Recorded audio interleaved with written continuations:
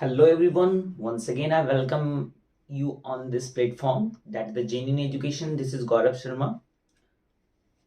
In today's session we are going to discuss about a very beautiful theorem, that is the midpoint theorem, and we will see a beautiful application of this theorem in a particular problem, and we will learn very important conclusion from this question that we are going to do here. तो channel पे नए आए हैं तो channel को सबसे पहले subscribe करें एंड बेल आइकन बटन को क्लिक कर लें ताकि आने वाले जो लेटेस्ट वीडियो हैं वो आपको पहले मिल पाए। तो चलिए इस सेशन को शुरू करते हैं। तो आज की सेशन का जो टॉपिक होने वाला है वो क्या होने वाला है, मिड पॉइंट थ्योरम। और इस थ्योरम का हम क्या देखेंगे कि यूज कैसे हम कर पाते हैं किसी भी प्रॉब्लम के अंदर। तो उस चीज को आज हम यहाँ पे समझेंगे। आज हम मिड पॉइंट थ्योरम को डिराइव नहीं करेंगे, we are here to implement how we can use this midpoint theorem in a problem, and we will learn a lot of things from that particular questions. All right, तो चलिए थोड़ा सबसे पहले revise कर लेते हैं कि ये मिड पॉइंट थ्योरम क्या होता है। उसके बाद इसको हम एक क्वेश्चन के जरिए इस्तेमाल करेंगे और वहां से हम कुछ चीज़ों को सीखेंगे जो काफ़ी ज़्यादा इंटरेस्टिंग होगी। तो आइए शुरू करते हैं इस वीडियो को। तो देखें, सबसे पहले हम रिकॉल करना चाहेंगे कि ये मिड पॉइंट थ्योरम होता क्या है। सबसे पहले हम जानेंगे कि मिड पॉइंट थ्योरम क्या है, जिसको शॉर्ट में हम एमपीटी बोलते हैं। एमपीटी, अब 10th में आओगे तो एमपीटी जैसा ही थ्योरम होता है क्या, BPT, basic proportionality theorem. But हम यहाँ डिस्कस करने वाले हैं empty, that is mid point theorem. तो बात करते हैं मिड पॉइंट थ्योरम जो होता है। सबसे पहले ये जो थ्योरम है वो एक ट्राइंगल के लिए है। ऑलराइट, अब समझते हैं ये क्या है। तो let us consider we have a triangle ABC. All right, ABC is a triangle in which P and Q are the midpoints of the side AB and AC. हमारे पास ट्रायंगल ABC है जिसका AB का mid point हो जाएगा P और AC का है Q। ये बातें हमें क्वेश्चंस में दी होती है। तो अगर हम P को Q से ज्वाइन करेंगे तो जो लाइन सेगमेंट हमारे पास आएगी वो इसके पैरेलल होगी। ऑलराइट, गिवन में क्या होना चाहिए कि triangle ABC in which P and Q are the mid points,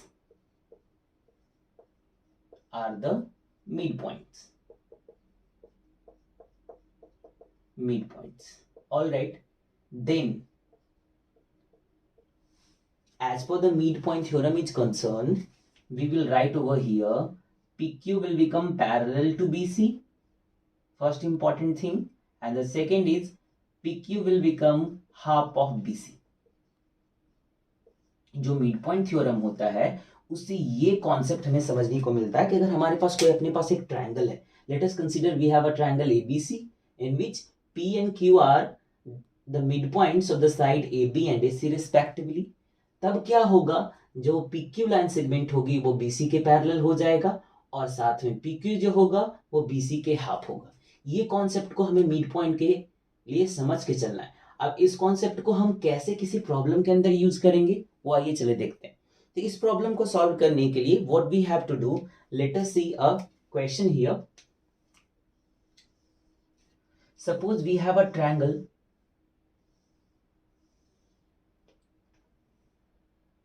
again ABC in which the midpoint of AB is D, the midpoint of BC is E, and the midpoint of AC is F. What is given? We have a triangle ABC such that D, E and F are the midpoint of the sides AB, BC and AC respectively. We have to find out area of triangle ABC upon area of triangle DEF. First question. All right, we can also find out area of triangle ABC upon area of trapezium. Yeah, it can be simply represented like this. D, yeah, we are going to make, like this, connect D to F and E to F, we will get a trapezium that is DFCB. तो चलिए questions को एक और अच्छे से समझते हैं। हमारे पास एक ट्रायंगल ABC है जिसमें AB का मिड पॉइंट है D, BC का मिड पॉइंट है E और AC का मिड पॉइंट है F।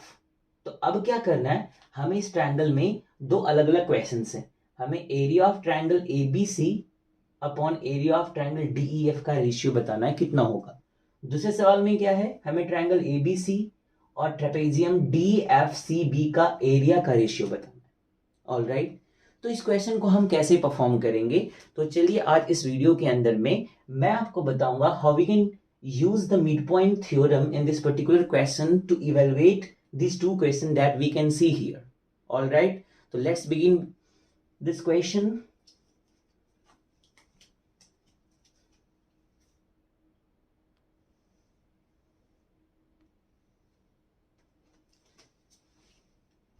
तो आइए इस सवाल को हम आज सॉल्व करते हैं कि किस तरीके से हम मिड पॉइंट थ्योरम को यूज करेंगे, वो आज हम देखेंगे इसके अंदर। तो चलिए शुरू करते हैं। हमें क्या फाइंड आउट करना है, area of triangle ABC upon area of triangle DEF, जो कि फर्स्ट क्वेश्चन है।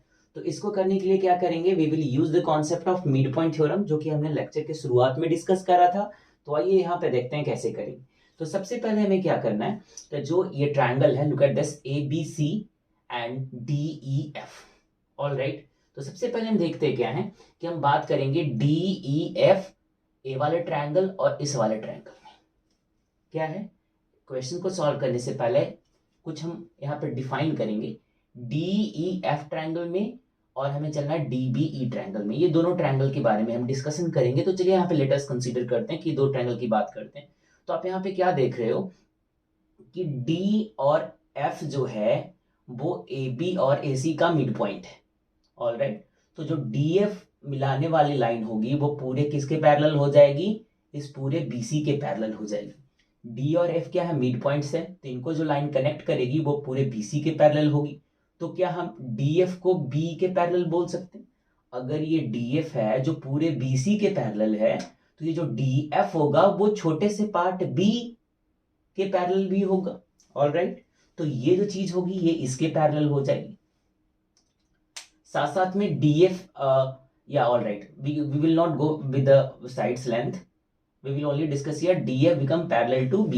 अब हम बात करते हैं क्या कि A और E है वो भी मिड पॉइंट्स हैं, AC और BC के, तो इनको कनेक्ट करने वाली जो ये लाइन होगी वो इस पूरे AB के पैरेलल होगा। तो हम ये भी बोल सकते हैं कि जो FE है वो इसके पैरेलल भी है। तो now this will become parallel to this. तो इस तरीके से हमारे पास क्या हो जाएगा, DFEB इज अ पैरेललोग्राम। क्या हो जाएगा, DFEB क्या हो जाएगा, हमारे पास एक पैरेललोग्राम हो जाएगा। तो अब हमें क्या देखना है कि ये जो पैरेललोग्राम है और उसमें D क्या है, डायगोनल है। पैरेललोग्राम DFEB में D क्या है, एक डायगोनल है। और हम जानते हैं कि पैरेललोग्राम का जो डायगोनल होता है वो जो दो ट्रायंगल्स हैं उसको कॉन्ग्रुएंट वे में डिवाइड करता है। Also we can check here, suppose let us consider ये ट्रायंगल और ये ट्रायंगल की बात करने वाले हैं। ये दो ट्रायंगल की हम बात करेंगे अभी, दोनों को हमें कॉन्ग्रुएंट प्रूव करना है। ऐसे तो ये हमारे पास थ्योरम है कि अगर कोई पैरेललोग्राम है तो उसका जो डायगोनल होता है उस पैरेललोग्राम को दो कॉन्ग्रुएंट ट्रायंगल में डिवाइड करता है। जो इसकी एरिया होगी वही एरिया इसकी होगी। What is the theorem, diagonal of a parallelogram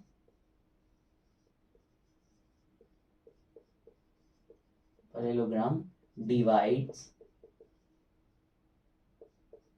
parallelogram into two congruent triangle.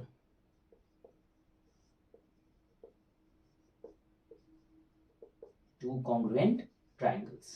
तो इसका क्या मतलब होता है कि जो अपन DBE ट्रायंगल है और DFE ट्रायंगल है दोनों की एरिया इक्वल हो जाएगी।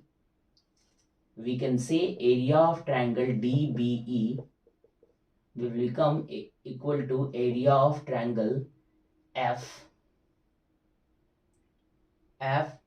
FDE.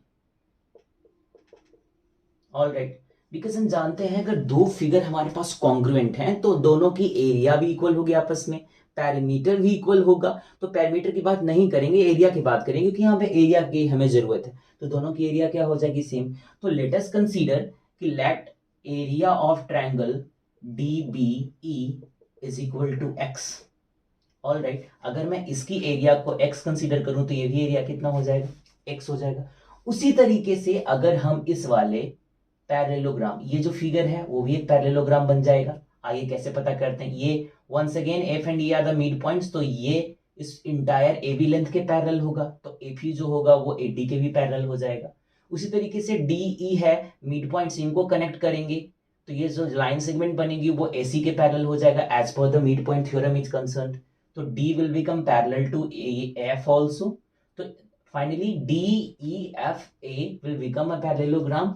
And once again, as per this theorem that we have mentioned over here, these two triangle will be congruent and having equal areas. So if इसका area x है, ये भी x है, और ये दोनों आपस में congruent हो गए तो ये x तो ये भी x हो जाएगा। उसी तरीके से सिमिलरली अगर हम बात करते हैं तो हमारे पास एक और यहाँ से पैरेललोग्राम क्रिएट होता हुआ दिखाई दे रहा है, और ये भी सेम कॉन्सेप्ट से दोनों ट्रायंगल कॉन्ग्रुएंट हो जाएंगे और दोनों की एरिया इक्वल होगी, और इसकी एरिया x है तो इसकी भी एरिया क्या होगी, x हो जाएगी। तो overall we can say that area of triangle ADF is equal to area of triangle DBE is equal to area of triangle DFE is equal to area of triangle FEC।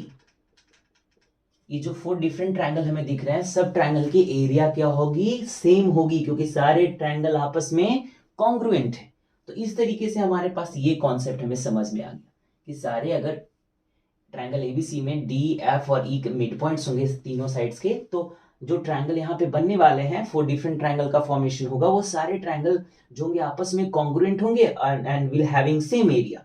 तो आइए इस concept को यहाँ से समझने के बाद से अपने क्वेश्चन के ऊपर आते हैं। हमें क्या प्रूव करना था कि एरिया ऑफ ट्रायंगल एबीसी, तो एबीसी का जो एरिया होगा वो कैसे फॉर्म होगा, वो 4 डिफरेंट ट्रायंगल के एरिया को ऐड करेंगे तो ये पूरा ट्रायंगल एबीसी बनेगा। This area plus this area plus this area plus this area will make the area of triangle ABC, क्योंकि ये 4 डिफरेंट ट्रायंगल को हम ऐड करेंगे तभी तो ये बड़ा वाला ट्रायंगल एबीसी मिलेगा। तो एरिया ऑफ ट्रायंगल एबीसी क्या हो जाएगा, this plus this plus this plus this, x x x x, it will become 4x। And what about the DEF, DEF ये मिडिल ट्रायंगल, तो इसकी एरिया कितनी, x है, x will cancel out this, 4/1, the required ratio will be 4:1, 4:1 first question का answer होगा। Second की बात करें तो क्या था, triangle area of triangle ABC upon trapezium, तो एबीसी का एरिया क्या होगा, once again it will be 4x। DFCB, DFCB इतने फिगर के अंदर में कितने ट्रायंगल्स आ रहे हैं, अगर इस पूरे area of trapezium find out करना है तो हमें ये समझना पड़ेगा कि जो पूरा जो ट्रेपेजियम है वो कितने सारे ट्रायंगल की कॉम्बिनेशन से बन रहा है। तो 1, 2 एंड 3, तो इन तीनों ट्रायंगल की एरिया को अगर हम ऐड करेंगे तो पूरे इंटायर ट्रेपेजियम का एरिया हमें मिल जाएगा। तो इस तरीके से x x x it will become 3x, x will cancel out this, 4/3, the required ratio will be 4:3। Alright, इसी तरीके से अगर इसके बेसिस पे कोई भी क्वेश्चन हमारे ऊपर इस क्वेश्चंस के बेसिस पे पूछे जाएंगे, we can easily solve this. तो ये था आज की सेशन का मिड पॉइंट थ्योरम और उसका एक बहुत ही अच्छा एप्लीकेशन किसी एक प्रॉब्लम के अंदर, और उसको हमने देखा 2 क्वेश्चंस के जरिए। तो स्टूडेंट्स, मैं ऐसा सोच रहा हूँ कि आपको ये जो प्रॉब्लम का एप्लीकेशन होगा वो काफ़ी ज़्यादा समझ में आया होगा। अगर चैनल पे नए हैं तो चैनल को सब्सक्राइब करना ना भूलें, क्योंकि आपके एक सब्सक्राइब करने से हमें मोटिवेशन मिलता है और ये मोटिवेशन मुझे और भी नए नए वीडियोज़ बनाने में हेल्प करेगा। तो that's all for today, take care of yourself.